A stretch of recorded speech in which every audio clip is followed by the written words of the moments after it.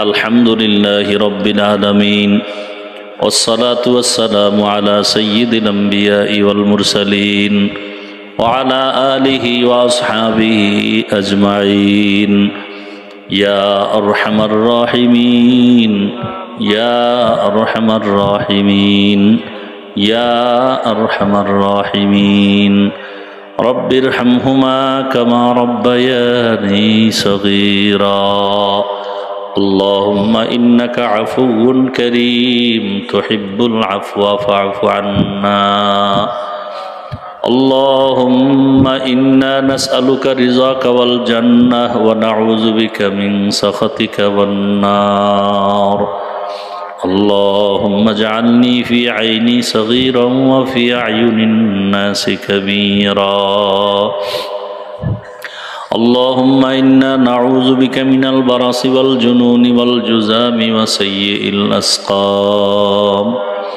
اللهم إنا نسألك علما نافعا ورزقا واسعا وشفاء من كل داء দয়াময় রব্বুল আলামিন, গুনার বোঝা নিয়ে আমরা আপনার দরওয়াজায় হাজির হয়েছি। আয় আল্লাহ তাআলা, 2 দিন ব্যাপী মাহফিলের শেষ। আয় আল্লাহ, আমরা গুনাহগার, দয়া করে আমাদের জীবনের সব গুনাহগুলো মাফ করে দেন আল্লাহ। আয় আল্লাহ, মাহফিল কবুল করে নেন। আয় আল্লাহ, জামিয়াকে কবুল করে নেন। আসাতিজা কেরাম, তালিবুল ইলম, মুহিব্বিন, মুতাআল্লিকিনদের কবুল করে নেন। আয় আল্লাহ তাআলা, যারা পাগড়ি পেয়েছে তাদেরকে আপনি কুদরতের দ্বারা হক্কানি আলেমে রব্বানি হিসেবে কবুল করে নেন। আয় আল্লাহ, এলাকায় শান্তি দান করেন। আয় আল্লাহ, যারা ব্যবসা চাকরি করে কামাই রুজিতে হালালভাবে বরকত বাড়ায় দেন রব্বুল আলামিন। সারা দুনিয়াবাসীকে মাফ করে দেন। প্রবাসে যারা আছে সবাইকে হেফাজত করেন। আমার এই বাংলাদেশকে শান্তির দেশ বানায় দেন আল্লাহ। আয় আল্লাহ, আবারের জন্মভূমিকে ইসলামের জন্য কবুল করে নেন। উলামায়ে কেরামদের এক বানায় দেন। আয় আল্লাহ, আপনার মহাব্বতের বান্দাদের অন্তরে ইসলামের মায়া বাড়ায় দেন। আয় আল্লাহ, ইলমওয়ালা আহলে ইলমওয়ালাদের মহাব্বত সবার অন্তরে দান করেন। আয় আল্লাহ তাআলা, 5 ওয়াক্ত নামাজ বা জামাত আদায়ের তৌফিক দান করেন। মা বোনদের আবেদা বানায় দেন। সন্তানগুলো নেককার বানায় দেন। আয় আল্লাহ, কাউকে খালি ফিরাইয়া দিয়েন না রে আল্লাহ। আয় আল্লাহ, সবার কামাই রুজি ব্যবসায় বরকত বাড়ায় দেন। সন্তানগুলো নেককার বানায় দেন। লেখাপড়া পরীক্ষায় কামিয়াবি দান করেন। আমার কলিজার প্রত্যেকটা যুবকের দিনের খাদেম বানায় দেন। আয় আল্লাহ, জালেমদের জুলুম থেকে আমাদেরকে হেফাজত করেন। আয় আল্লাহ তাআলা, আপনার গোলাম হিসেবে রাসূলের সুন্নাত অনুযায়ী চলার তৌফিক দান করেন। وبعد فأعوذ بالله من الشيطان الرجيم بسم الله الرحمن الرحيم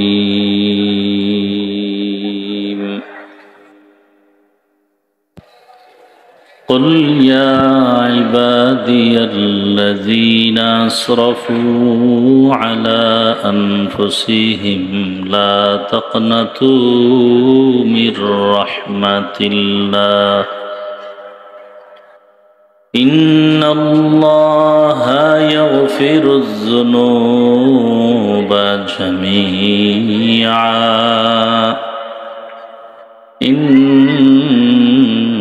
إنه هو الغفور الرحيم وقال رسول الله صلى الله عليه وآله وسلم التائب من الذنب كمن لا ذنب له صدق الله مولانا العظيم صدق رسوله النبي الأمي الكريم ونحن على ذلك من الشاهدين والشاكرين والذاكرين والحمد لله رب العالمين سبحانك لا علم لنا إلا ما علمتنا إنك أنت العليم الحكيم رب اشرح لي صدري ويسر لي أمري واحلل عقدة من لساني يفقه قولي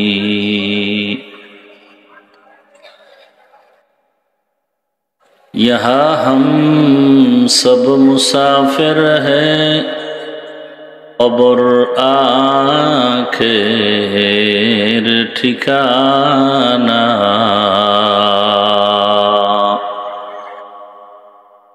یہاں ہم سب مسافر ہیں قبر آخر ٹھکانہ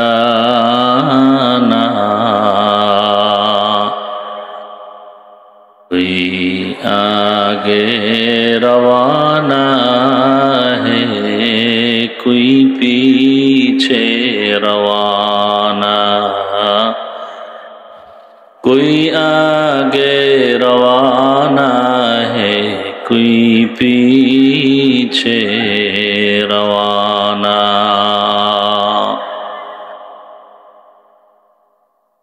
دین کی سورج ڈوب رہی ہے ہم لوگوں کی سامنے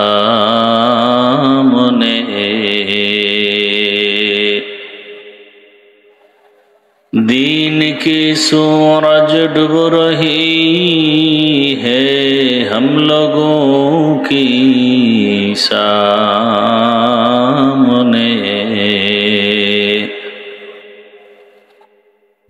روز محشر کیا جواب ہے مصطفیٰ کی سامنے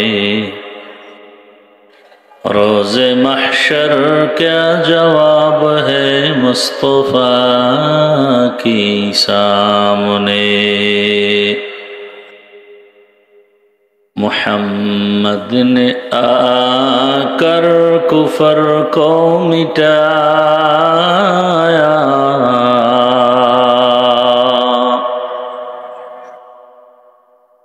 محمد نے آ کر کفر کو مٹایا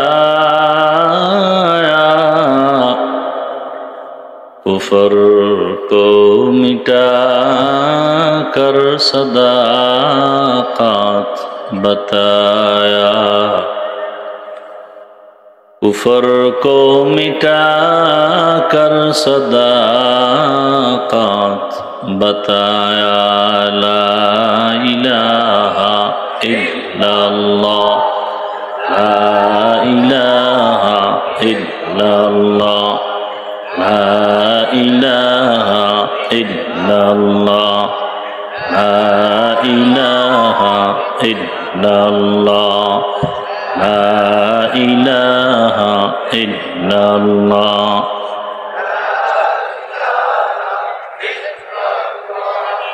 لا الہ الا اللہ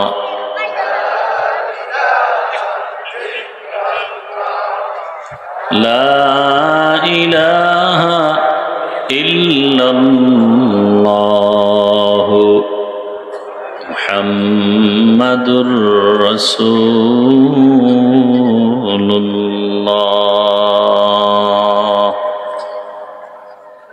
আল মাদ্রাসাতুল ইসলামিয়া আফসারুল উলুম তালতলা কর্তৃক আয়োজিত 2 দিন ব্যাপী বার্ষিক ওয়াজ ও দোয়ার মাহফিলের আজ সমাপনী দিন 24 নভেম্বর 2025।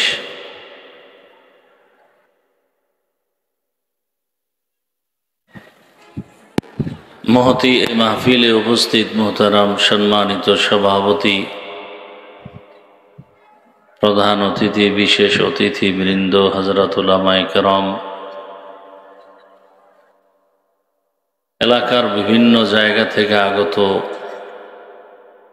আল্লাহ পাকের আশিকিন, জাকিরিন, শাকিরিন, মুহিব্বিন, মুরব্বিয়ান আযম,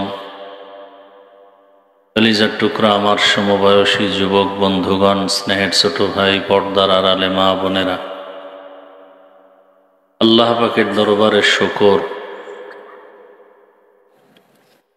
যে আল্লাহ পাক আমাদেরকে সুস্থ রেখেছেন, আলহামদুলিল্লাহ। জীবনের এক অমূল্য সম্পদ সুস্থতা। যে ব্যক্তি অসুস্থ তাকে জিজ্ঞেস করলেই অনুভব করা যায় যে সুস্থতার মূল্য কত।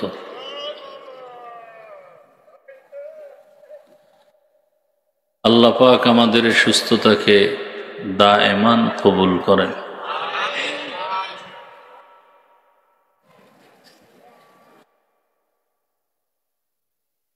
প্রায় এক সপ্তাহ পর্যন্ত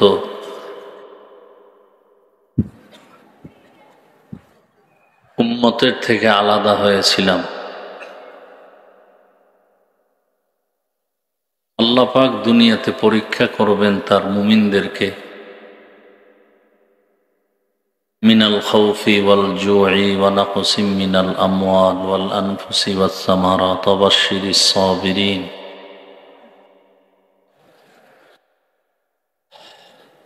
উম্মতের কাছে স্টেজে বসে কথা বলার মতো যে ইলম, যে যোগ্যতা, দক্ষতা, অভিজ্ঞতার প্রয়োজন, জীবনটা শুরু থেকে এভাবেই চলছে, কিন্তু সে যোগ্যতা অর্জন করতে পারি নাই। তারপরেও মা বাবার দোয়া, আল্লাহওয়ালাদের নেক নজর, আপনাদের দোয়া, আল্লাহ সম্মান ইজ্জত দিয়েছেন। একটা প্রোগ্রামে যেতে না পারা তাদের জন্য অনেক বড় এক বোঝা মাথার উপরে। তবে আমি চেষ্টা করি মানুষের বরদোয়া থেকে বেঁচে থাকার জন্য। আমি সবসময় বলি আল্লাহর কাছে ভালো হওয়াটাই ভালো। যদি আমি আল্লাহর কাছে ভালো হয়ে চলতে পারি তো আল্লাহর মখলুক আমাকে ভালো মনে করবেন, সে ব্যবস্থা আল্লাহ করে দিলেন। তবে অজান্তে অসতর্কতামূলক অনেকে অনেক মন্তব্য হয়তোবা করে থাকেন, তাদের জন্য আমি ক্ষমা চাই। গতকালও প্রোগ্রাম অনেক দূরে যেতে পারি নাই। আজকেও বাদ মাগরিব একটা ছিল ওপারে, বলছি আমি যাব না, এখানে বাসার পার্শ্বে যেহেতু একটু কথা বলে চলে আসবো। কেউ ধারণা যে অসুস্থ হোক এখানে আসতে হবে, কেউ আবার মনে করেন অসুস্থ যেহেতু হইছি তো হইয়েই থাকি, কালকে অমুকের মাহফিল করবে তো আমারটা কেন বন্ধ থাকবে, তাহলে অসুস্থই থাকা জীবন।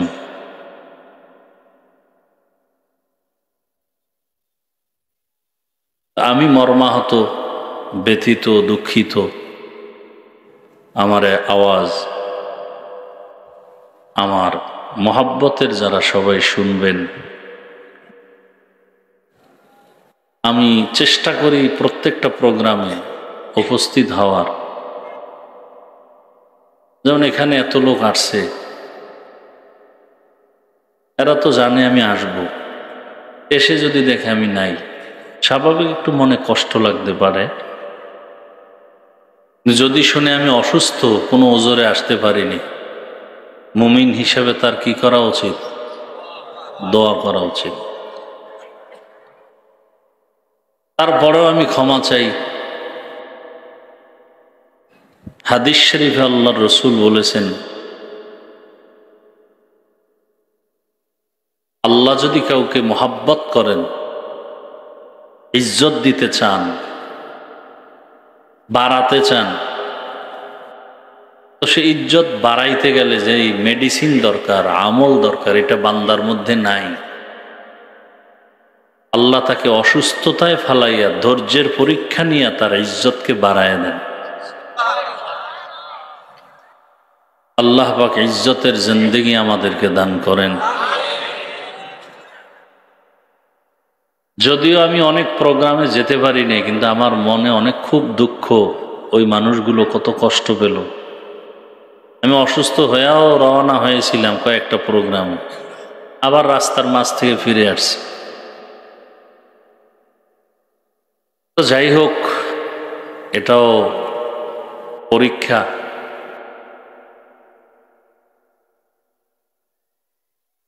আল্লাহ পাক রব্বুল আলামিন এই উম্মতের মোহাব্বতকে দায়েমান কবুল করেন।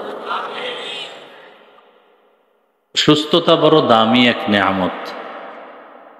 আল্লাহ আপনাদেরকে, আমাদেরকে, যাদেরকে সুস্থ রেখেছেন, আর একবার শুকর আদায় করি আলহামদুলিল্লাহ।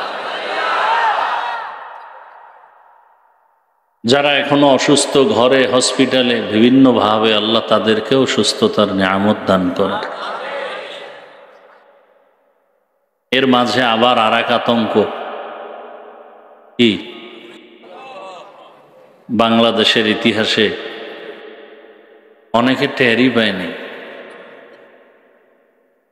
অনুভব করতে পারে নাই কঠিন হালাত। হাদিস শরীফে এই ভূমিকম্প সম্পর্কে অনেক সতর্ক বাণী আল্লাহর রাসূল পেশ করেছেন। কেন হবে? সমাজে যখন জেনা, বেবিচারি, অন্যায়, জুলুম, অত্যাচার, আমানতের খেয়ানত, পাপাচার বেড়ে যাবে, এবং সব থেকে মারাত্মক হলো মানুষ পাপ করবে, পাপকে পাপ মনেই করবে না। একটা হলো গুনাহকে গুনাহ মনে করে গুনাহ করা, আর একটা হলো গুনাহকে গুনাহ মনেই করে না, করতেছে গুনাহ যে এটা মনেই করে না। মানুষ যখন এরকম বেপরোয়া হবে, হাদিসে রাসূল বলছেন তসবিহ ছিঁড়ে গেলে একটার পরে একটা যেমন দানা পড়ে, ঠিক আল্লাহর গজব, ভূমিকম্প, পাথরের বৃষ্টি, আগুনের বৃষ্টি, ঘূর্ণিঝড়, সুনামি, প্রচন্ড, এক সেকেন্ড লাগে না গোটা দুনিয়া শেষ করে ফেলতে। সবকিছু আল্লাহ বুঝাইয়া দিলেন, যতই বাহাদুরি করো, আসলে তো মূল বাহাদুরি করার অধিকার আমি আল্লাহর, আর কারো না। একটা ধাক্কা দিলে জমিনে, কিসের 50-100 তলা বিল্ডিং এর বাহাদুরি, কিসের রাজপ্রাসাদ, একটা ধাক্কা দিলে সব নিস্তে নাবুদ। ইন্দোনেশিয়ার সুনামি, জাপানে অহরহ, নেপালে ভূমিকম্প হয়ে গেল, তছনছ হয়ে গেল সব।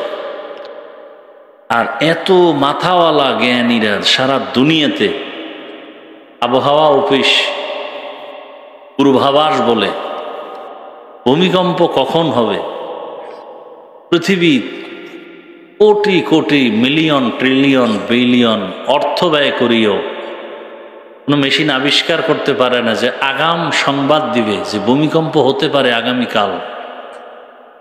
আজও পর্যন্ত কেউ পারে নাই।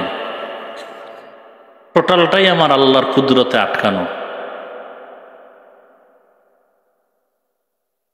আপনি 100 তলা বিল্ডিং যদি মাটির নিচে ধসে যায়, যেটাকে বলে ভূমিকম্প, ভূমি ধসে যাওয়া, শরীয়তপুর জেলার নড়িয়া থানা কয়েক বছর আগে, বেশি দেরি না, রাতের বেলা পুরো একটা অঞ্চল, একটা এলাকা পানির মধ্যে, নদীর মধ্যে নিয়ে গেল। আপনি ঘুমে আছেন, যদি পুরো বিল্ডিং ধসে যায় কিছু অনুভবই করতে পারবেন না। এজন্য এক নাম্বার কথা হলো আমাদের তওবা করা উচিত, গুনাহ থেকে বাঁচা উচিত।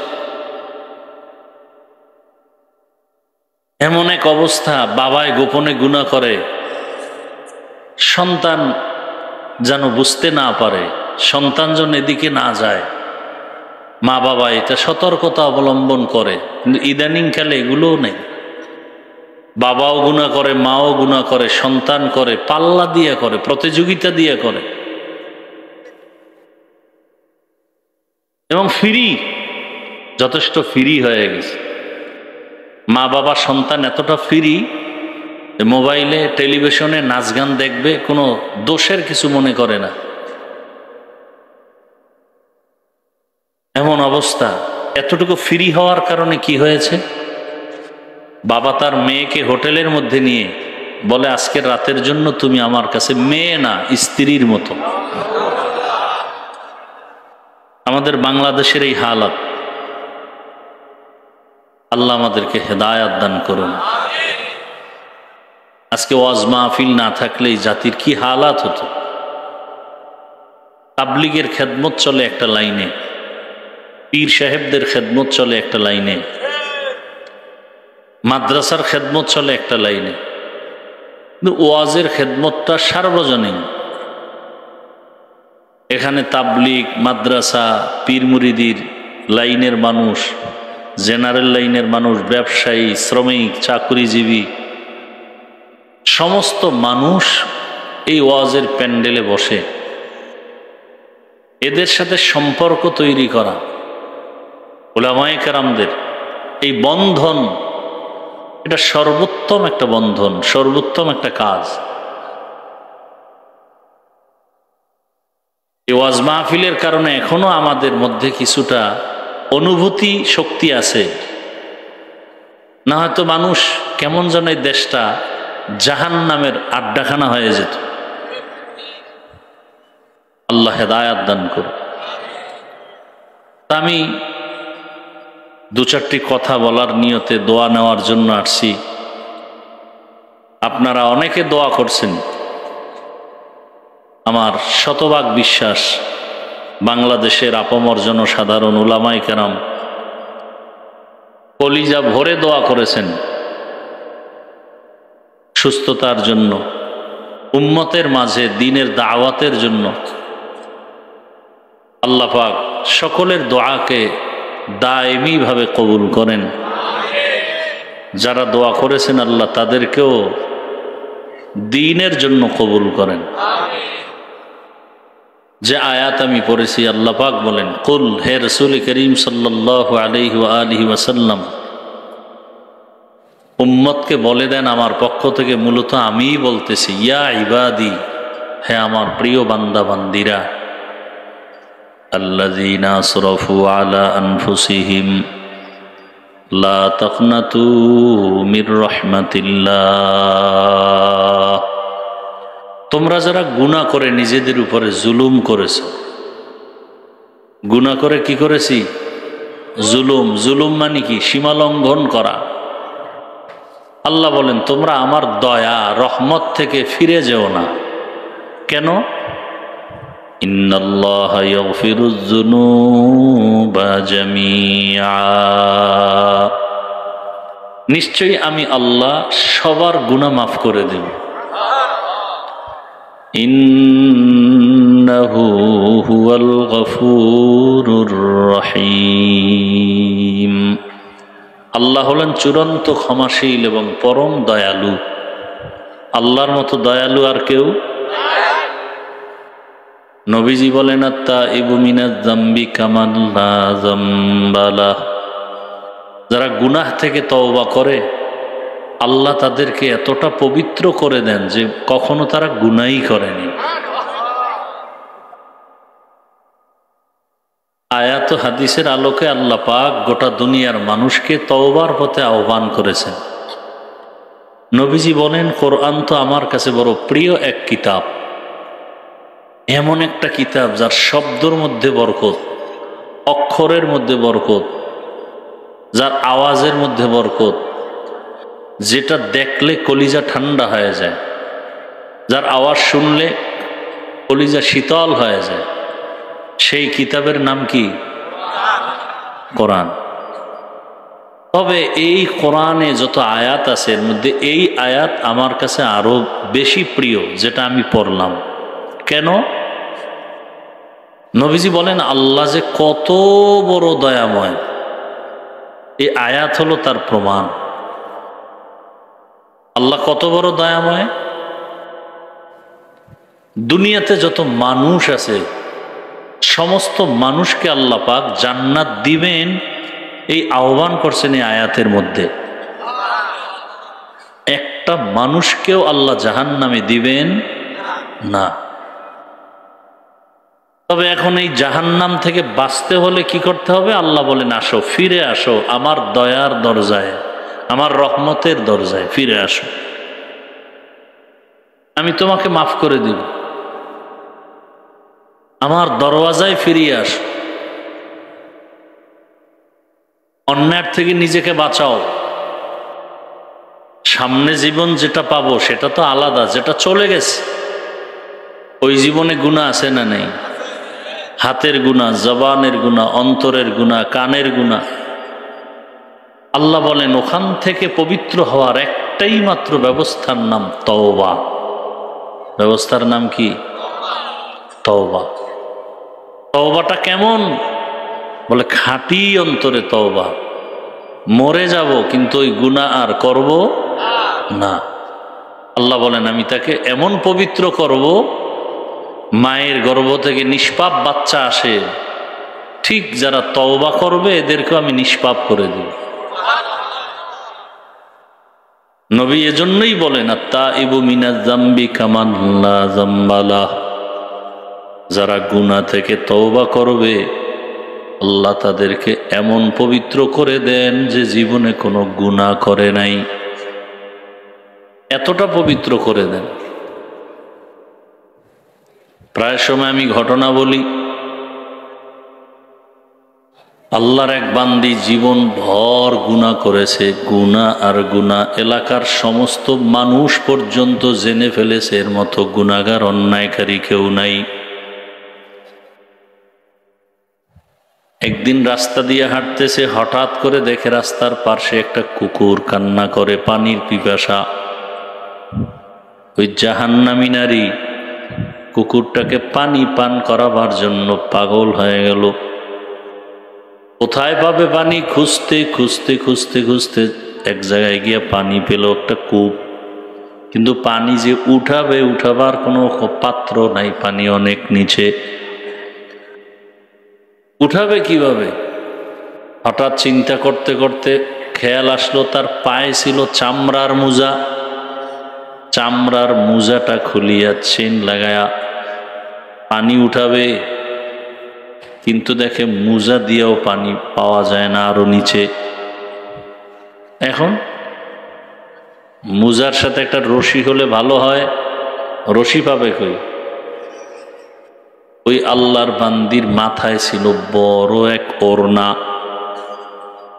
আল্লাহর বান্দি ওড়নাটা খুলিয়া এক মাথা মুজার গিরা দিয়া পানি উঠাইয়া এরপর ওই মুজায় পানি ভরে নিয়ে কুকুরকে পান করায় দিল। এটা কি খারাপ কাজ না ভালো? কাজটা যে করছে সেই লোকটা কি ভালো? সারা এলাকার মানুষ জানে বড় জাহান্নামী গুনাহগার। আল্লাহর বান্দি যখন পানি পান করায় কুকুরকে দিল, কুকুরের কলিজা ঠান্ডা হয়ে গেল। হাদিসের ঘটনা, নবীজি বলতেছেন সাহাবায়ে কেরাম, ওই জাহান্নামী নারীটা যখন কুকুরকে পানি পান করায় দিল, সাথে সাথে একটা গায়েবী আওয়াজ আসছে। গায়েবী আওয়াজ এসে বলে, রে বান্দি, তুমি জীবনে যত গুনাহ করেছো সব গুনাহ মাফ করা হয়ে গেছে, তোমার এখন আমল নামায় কোনো গুনাহ নাই। রহমতের নবী বলেন, খায়রুন নাস মাইয়ানফাউন নাস। জমিনে ওই ব্যক্তি বড় ভালো মানুষ যার দ্বারা কুকুরকে পানি পান করাবার কারণে রহমতের নবী বলেন হাদিসে পাকে, আল্লাহ তাকে মাফ করে দিয়েছেন। আল্লাহ পাক রব্বুল আলামিন বলেন, আমি চাই বান্দাকে জাহান্নাম থেকে বাঁচায়া জান্নাত দিব, তবে বাহানা তালাশ করি, কোন একটা উসুল পাওয়া যায় কিনা, একটা লাইন পাওয়া যায় কিনা। যেমন হাদিসে আর একটা ঘটনা আছে, নবীজি বলেন হাসরের ময়দানে যখন মানুষগুলো উলঙ্গ দাঁড়াবে, সর্বপ্রথম যিনি পোশাক পরবে তিনি হবেন ইব্রাহিম আলাইহিস সালাম। সব উলঙ্গ হাসরের মাঠে। আম্মা জান আয়েশা রাদিয়াল্লাহু আনহা বলেন, ইয়া রাসূলুল্লাহ, হাসরের ময়দানে নারীরাও কি উলঙ্গ? বলে হা। পুরুষও? বলে হা। দূরত্ব কত? বলে সব সামনে।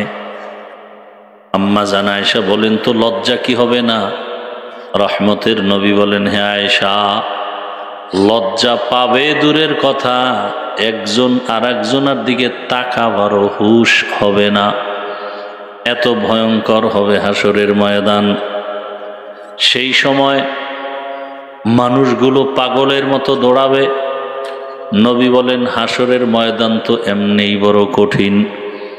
একদিকে সূর্যের গরম, অন্যদিকে আবার জাহান্নামের আগুনের গরম।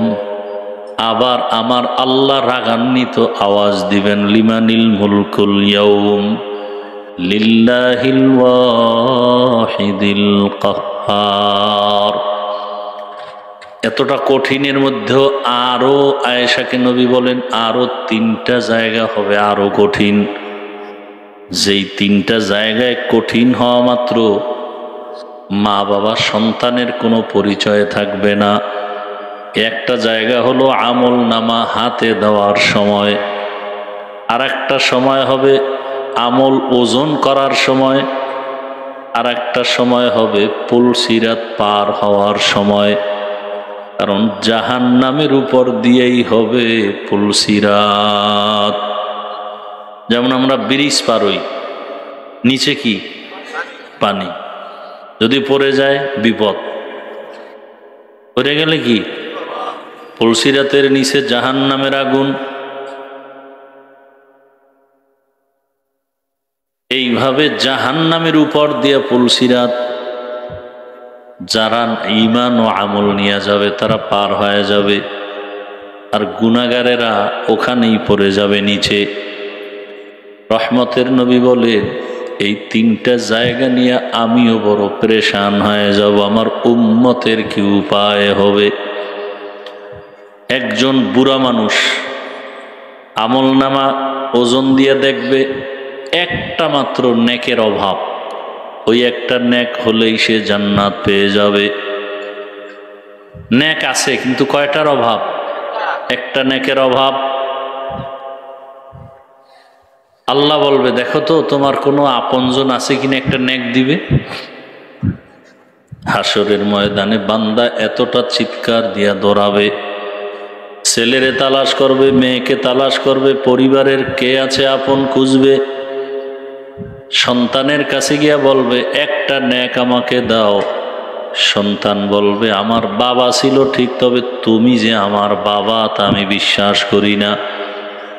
নেক দিবে পরের কথা, বিশ্বাসই করি না। বাপ ছিল ঠিক, তুমি আমার বাবা এটা বিশ্বাস করি না। আল্লাহর বান্দা অঝোর ধারায় কান্না করবে, একটা নেকের অভাবে বুঝি আজ আমার জাহান্নামের হ্যান্ডকাপ লেগে যাবে। ঘুরতে ঘুরতে মাও পরিচয় দিবে না, বাবাও পরিচয় দিবে না, আপন বলতে কেউ থাকবে না। নিরুপায় হয়ে কাঁদবে আর চিল্লে আর দৌড়াবে। হঠাৎ দেখবে একটা মানুষ একটা জায়গায় বসে কান্না করে। ও ডাক দিবে, এই বুড়া তুমি কান্না করো কেন? বলে আমার একটা নেকের অভাব, আজকে জাহান্নামে যেতে হবে। একটা নেক যদি আমি পাইতাম আমাকে আল্লাহ মাফ করে দিতেন। সন্তানের কাছে গেলাম, তারা নেক দিবে দূরের কথা, পরিচয় দিতে রাজি না আমি যে ওদের বাবা। আমার স্ত্রীও পরিচয় দেয় না, স্বামী ছিল ঠিক তবে আমি নাকি ওর স্বামী না। আমাকে এখন একটা নেকের অভাবে বুঝি জাহান্নামের আগুনে জ্বলতে হবে। আল্লাহর ভয় অন্তরে এত বেশি, হাদিস শরীফে আল্লাহর রাসূল বলেন, এক ব্যক্তি মৃত্যুর আগে সন্তানদের বসাইয়া পরিবারের সবাইকে বলল, জাহান্নামের আগুন বড় ভয়ঙ্কর, কবরের আযাব বড় ভয়ঙ্কর। রহমতের নবী ইসলামের বয়ান হলো, গুনাহগারেরা কবরে গেলে দুই পার্শ্বের মাটির চাপ দেওয়া হবে। আমার একটা অনুরোধ, তোরা আমি মরিয়া যাওয়ার পরে আমারে পুরিয়া ফালাবি, আমারে পুরিয়া ছাই বানায় বাতাসের মধ্যে উড়ায় দিবি, আমার কবরে যেন যেতে না হয়, কারণ কবরের মাটির চাপ সহ্য করতে পারবো না। তাই করলো, পরিবারের লোকেরা পুরিয়া ছাই যখন বানায়া বাতাসে উড়াইয়া দিল, আমার আল্লাহ পাক রব্বুল আলামিন এক জায়গায় করিয়া বান্দাকে জিজ্ঞাসা করে, এই বান্দা তুই এমন বাহানা কেন করছো? ও বলবে, হে মালিক, আযাবের ভয় আমি সহ্য করতে পারবো না, এই কারণে আমি এই পন্থা অবলম্বন করেছি। কেন করছো? বলে, আল্লাহ আপনার ভয়, আমি আপনাকে মনে করি আপনি আমার অনেক বড়, আপনার আযাব বড়। আল্লাহ বলেন, তুমি যে আমাকে এই ভয় করছো আমার মহাব্বত আর ভয় নিয়া, আমি তোমাকে জান্নাত দিয়ে দিলাম। ওই বান্দা বলে, ভাই আমার একটা নেকের অভাব, কেউ আজকে হাসরের মাঠে একটা নেক দেয় না। তখন বলে, আমার কাছে একটা নেক আছে, কিন্তু আর কোনো নেক নাই, কিন্তু এই একটা নেক দিয়ে তো আমি জান্নাত পাবো না, আমার সব গুনাহ। নেক আছে কয়টা? এক নেক দিয়ে তো জান্নাত পাওয়া যাবে না। তবে আপনি যদি মনে কিছু না নেন, আমার নেকটা আমি আপনাকে দিয়ে দেই, অন্তত আপনি জান্নাতে যান। আমি জান্নাতে যাইতে না পারলে অন্তরে তৃপ্তি হবে যে আমি একটা ভাইয়ের উপকার করতে পেরেছি। আমার এটা তৃপ্তি, আমি একটা ভাইয়ের কি করলাম? উপকার করতে পেরেছি, এটা আমার তৃপ্তি, আর কিছু না। কারণ আমি আপনাকে একটা নেক না দিলেও তো আমার জান্নাতে যাওয়ার কোনো উপায় নাই। আল্লাহর বান্দা খুশি হইয়া নেকটা নিয়ে মালিকের দরবারে গেল। আল্লাহ পাক বলেন, কই নেক পাইছো? আল্লাহ, আমার ছেলে মেয়ে কেউ দেয় নাই, একজন আপনার বান্দা আমাকে একটা নেক দিয়েছে এই বিপদের সময়।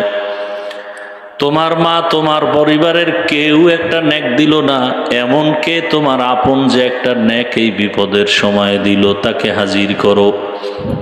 হাজির করার পরে আল্লাহ বলেন, বান্দা তুমি একে একটা নেক হাসরের মাঠে দিলা কেন? তার আপন তো কেউ দেয় নাই। ওই বান্দা চোখের পানি ছেড়ে বলেন, ও মালিক, আমার আমল নামায় একটা নেক ছাড়া আর কিছু নাই, শুধু গুনাহ আর গুনাহ, হাতের গুনাহ, চোখের গুনাহ, জবানের গুনাহ, অন্তরের গুনাহ। তবে আমি চিন্তা করে দেখলাম, আমার এই একটা নেক দিয়ে আমি জান্নাত পাবো না, তবে এই একটা নেকের কারণে আমার ভাই যদি জান্নাতে যায়, আমার অন্তরের তৃপ্তি হলো আমি আমার ভাইয়ের একটু উপকার করতে পেরেছি। আল্লাহ পাক বলেন, ওরে আমার গোলাম, তোরে তো আমি বানাইছি। হাসরের কঠিন সময় তুমি যদি এক গুনাহগারকে একটা নেক দিয়া তুমি দয়া দেখাইতে পারো, তোমার থেকে আমি মাওলার দয়া তো আরো বেশি। আমি আল্লাহ তোমাকেও আমার দয়ায় জান্নাত দিয়ে দিলাম। তুমি জান্নাতে যাও।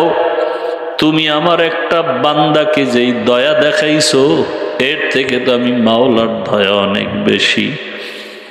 এরে আল্লাহর বান্দারা, আজকে মা বাবা সন্তানের ভালো চায় না, যদি চাইতো নিজেও গুনাহ করতাম না, সন্তানকেও গুনার দিকে দিতাম না।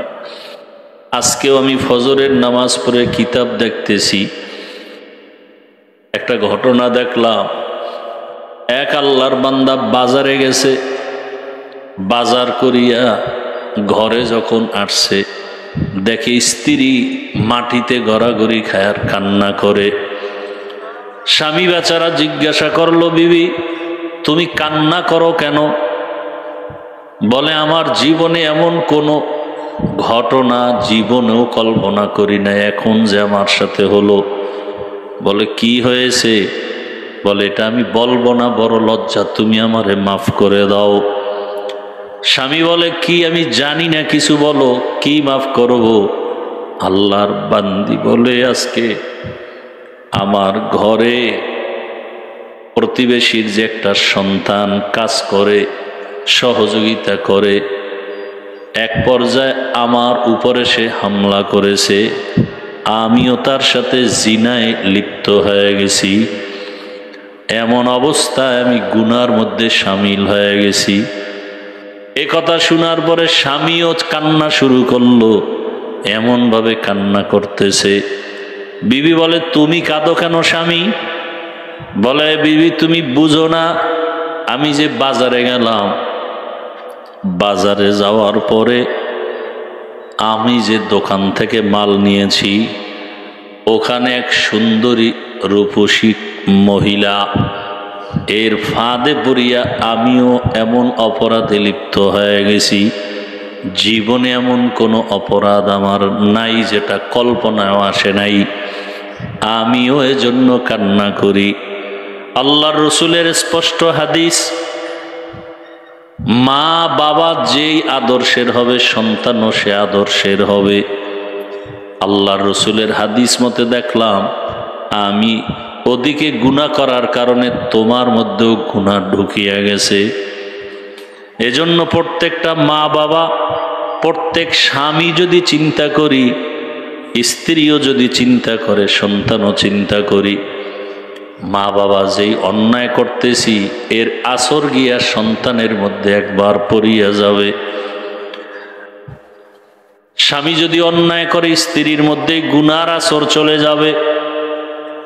অতএব এই গুনাহ যেই ঘরের মধ্যে চলবে, ওই ঘরের মধ্যে কোনো হাজারো আলেম ওলামা নিয়ে দোয়া করাইলে কাজ হবে না। এরকম ভূমিকম্প, ভূমিধস, সুনামি, ঘূর্ণিঝড়, একের পর এক বিপদ আসবে, সন্তান হারিয়ে যাবে। দেখেন নাই এই ভূমিকম্পে বাবায় দৌড় দিছে ছেলেরে থুইয়া, কি দেখেন না এগুলো? কাছে দৌড়, ছেলে পরে দৌড় দিছে, পরে বাবা এগিয়ে এটার ধরছে। সামান্যই অবস্থা, মানে হাসরের মাঠে কি হবে তার নমুনা, তার নমুনা। কিন্তু কেউ কারো আপন না, কই স্বামী কই স্ত্রী শুনছে লাভ দিয়া দৌড় দাও। আরে আল্লাহ যদি ধরে তুমি দৌড়ে যাবা কই? আর 5টা সেকেন্ড যদি ভূমিকম্পর মেয়াদটা বেড়ে যাইতো, আপনি দৌড় দিয়া 5 তলার থেকে নিচে নামবেন। এখানে তো আরো এই দৌড়াদৌড়ি করেও তো অনেকে আহত হয়ে গেছে। আপনি বাইরে গিয়ে দাঁড়াবেন, যদি বিল্ডিং আর একটা পড়ে, অথচ দৌড়াইতেছে, মাথায় কাপড় নাই মহিলারা।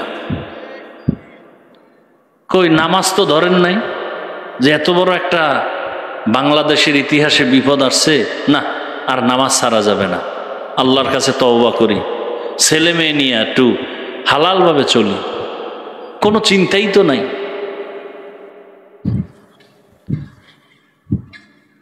এই গতকালকে, পরশুদিন, আজকে মনে নাই বললে চলে, কালকের পরে আর খেয়ালই থাকবে না যে বাংলাদেশে একটা এরকম কঠিন কিছু হয়েছে।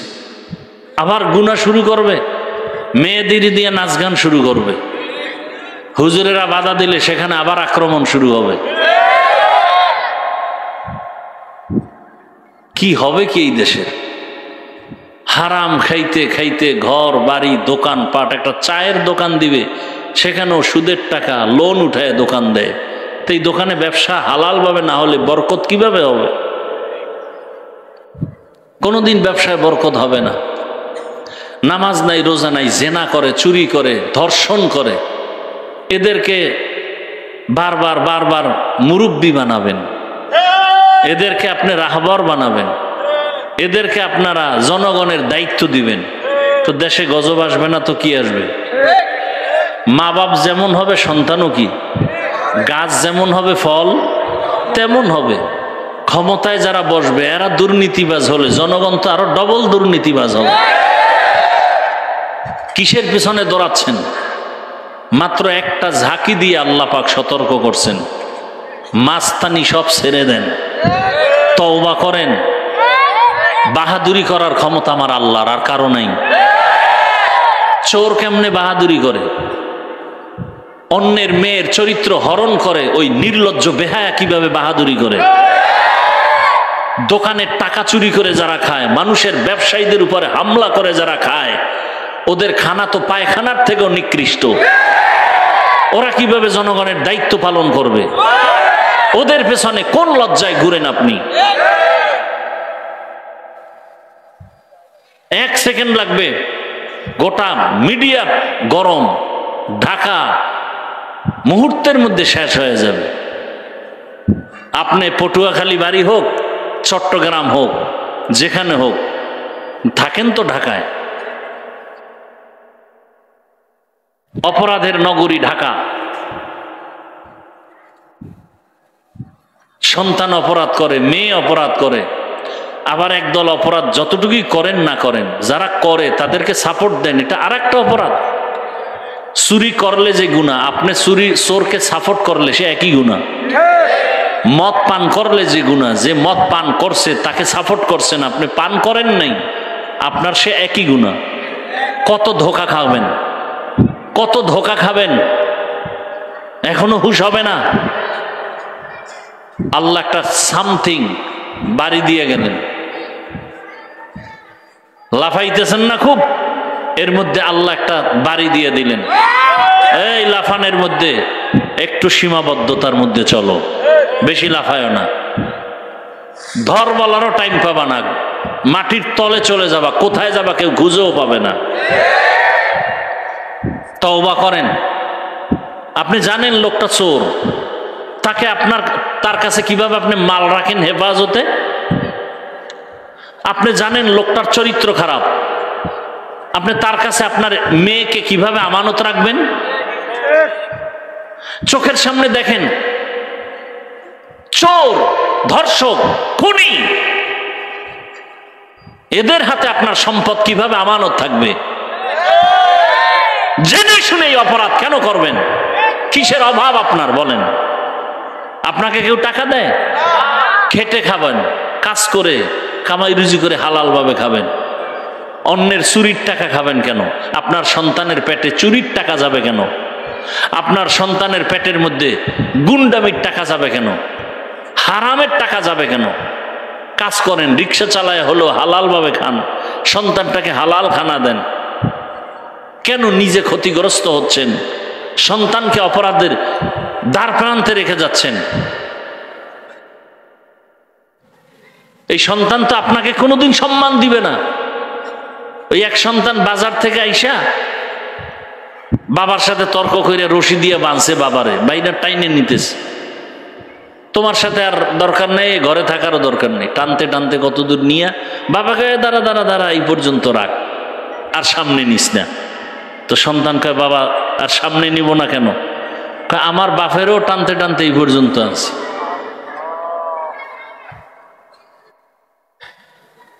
যেমন গাছ তেমন কি বল, এখনো হুঁশ ফিরান।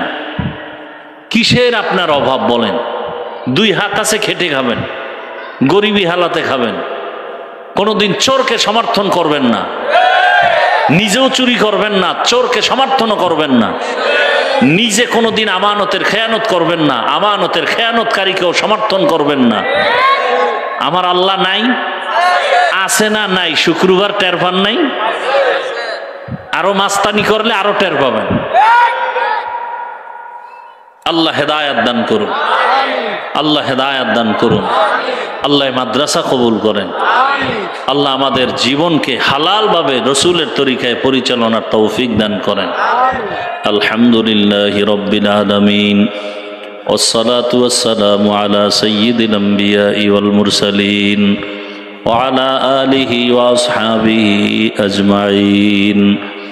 ইয়া আরহামার রাহিমিন, ইয়া আরহামার রাহিমিন, ইয়া আরহামার রাহিমিন।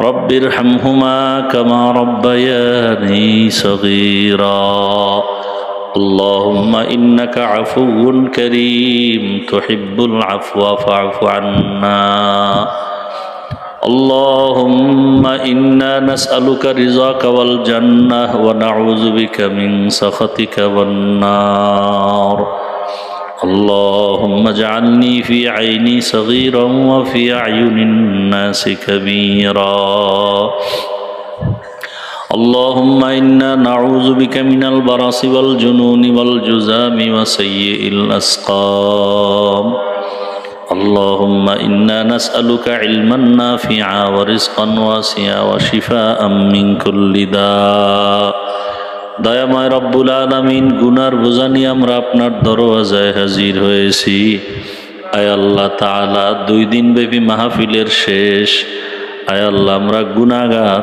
দয়া করে আমাদের জীবনের সব গুনাহগুলো মাফ করে দেন আল্লাহ আয় আল্লাহ মাহফিল কবুল করে নেন আয় আল্লাহ জামিয়াকে কবুল করে নেন আসাতাজায়ে কেরাম তালিবুল ইলম মুহিব্বিন মুতাআল্লিকিনদের কবুল করে নেন আয় আল্লাহ তাআলা যারা পাগড়ি পেয়েছে তাদেরকে আপনি কুদরতের দ্বারা হক্কানি আলেমে রব্বানি হিসেবে কবুল করে নেন আয় আল্লাহ এলাকায় শান্তি দান করেন আয় আল্লাহ যারা ব্যবসা চাকরি করে কামাই রুজিতে হালালভাবে বরকত বাড়ায় দেন রব্বুল আলামিন সারা দুনিয়াবাসীকে মাফ করে দেন প্রবাসে যারা আছে সবাইকে হেফাজত করেন আমার এই বাংলাদেশকে শান্তির দেশ বানায় দেন আল্লাহ আয় আল্লাহ বারে জন্মভূমিকে ইসলামের জন্য কবুল করে নেন উলামায়ে কেরামদের এক বানায় দেন আয় আল্লাহ আপনার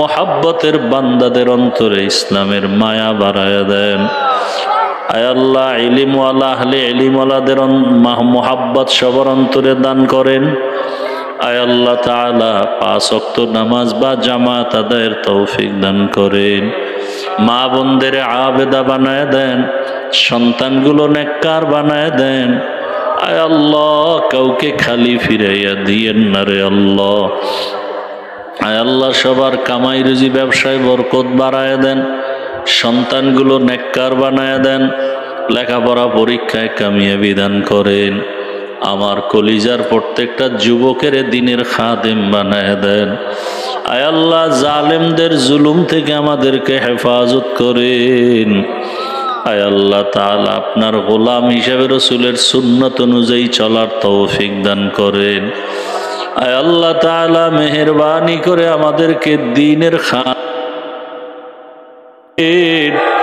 আয় আল্লাহ যারা গুনাহ করে তাদের থেকেও বেঁচে থাকার তৌফিক দান করেন আয় আল্লাহ আমরা যারা হাত তুলেছি জানি না এখানে কারা ইয়াতীম বাবা নাই কারো মা নাই কারো আপনজন হারা আয় আল্লাহ জানি না কার অবস্থা কেমন ওই অন্ধকার কবর থেকে দোয়া চায় রে সন্তানেরা ওই মা বাবার চেহারাটাও কি মনে পড়ে না আয় আল্লাহ এখানে যারা মা হারা বাবা হারা ভাই হারা বোন হারা স্বামী হারা স্ত্রী হারা আয় আল্লাহ যারা হাত তুলেছে মেহেরবানি করে সবাইকে আপনি মাফ করে দেন আয় আল্লাহ সবাইকে মাফ করে দেন বাংলাদেশ শান্তির দেশ বানায় দেন আয় আল্লাহ আমাদের মধ্যে যারা অসুস্থ সুস্থ করে দেন সুস্থতার নেয়ামত দান করেন আল্লাহ আয় আল্লাহ আপনার মতো বড় ডাক্তার কেউ নাই সুস্থতার নেয়ামত দান করেন আল্লাহ আয় আল্লাহ আমাদের জানমাল বাড়ি গাড়ি সব কিছু আয় আল্লাহ কঠিন মুসিবত থেকে হেফাজত করেন আয় আল্লাহ কিয়ামতের আলামত আমাদের গুনাহের কারণে আয় আল্লাহ গুনার কারণে আজ ভূমিকম্প শুরু হয়ে গেল আয় আল্লাহ শয়তানের ধোকায় পড়ে গুনাহ করেছি মাফ করে দেন আয় আল্লাহ ভূমিধস ভূমিকম্প অগ্নিকাণ্ড থেকে আমাদের জানমাল কুদরতের দ্বারা হেফাজত করেন আয় আল্লাহ বাংলাদেশকে আপনি দ্বীনের ঘাঁটি বানায় দেন ইসলামের মার্কাজ বানায় দেন। আয় আল্লাহ এত মাদ্রাসা, এত আলেম ওলামা, এত পীর মাশায়েখ, এত দাওয়াত ও তাবলীগ, এত আজান, এত নামাজ, এত তেলাওয়াত, আয় আল্লাহ এরপরেও এত বিপদ, কুদরতের দ্বারা আপনি আমাদের সবাইকে কবুল করে নেন। আয় আল্লাহ সবার দিলে জাহান্নামের ভয় ঢুকায় দেন। আয় আল্লাহ গুনাহের প্রতি ঘৃণা জমায়া দেন, নেক আমলের আগ্রহ বাড়ায় দেন। আল্লাহ আয় আল্লাহ দীর্ঘ নেক হায়াত দান করেন, সারা দুনিয়ায় খেদমতের জন্য কবুল করে নেন। মুখালেফের মুআফিক বানায় দেন, ইজ্জতের জীবন দান করেন। ওলামায়ে কেরামদের এক হওয়ার ব্যবস্থা করে দেন। আল্লাহ আয় আল্লাহ ইখলাস ও তাকওয়া দিয়ে আমাদের অন্তর পরিপূর্ণ করে দেন, রিয়া হাসাদ কিবির দূর করে দেন। আল্লাহ আমাদের সন্তানগুলো দিনদার নেককার বানায় দেন। আয় আল্লাহ প্রত্যেক মা বাবাকে নেককার সন্তানের মা বাবা বানায় দেন। আয় আল্লাহ সন্তানদের জেহেন খুলে দেন। আয় আল্লাহ আদবালা বানায় দেন, লেখাপড়ায় মনোযোগী বানায় দেন। আল্লাহ আয় আল্লাহ আমাদের হিম্মত শক্তি সাহস বাড়ায় দেন করেন। আয় আল্লাহ গুনাহের প্রতি ঘৃণা জমায় দেন, সুন্নাতওয়ালা জীবন দান করেন। আয় আল্লাহ মাদ্রাসার খেদমত করি কবুল। আয় আল্লাহ মাদ্রাসার মাহফিল 26শে ডিসেম্বর কামিয়াবির সাথে কবুল করে নেন।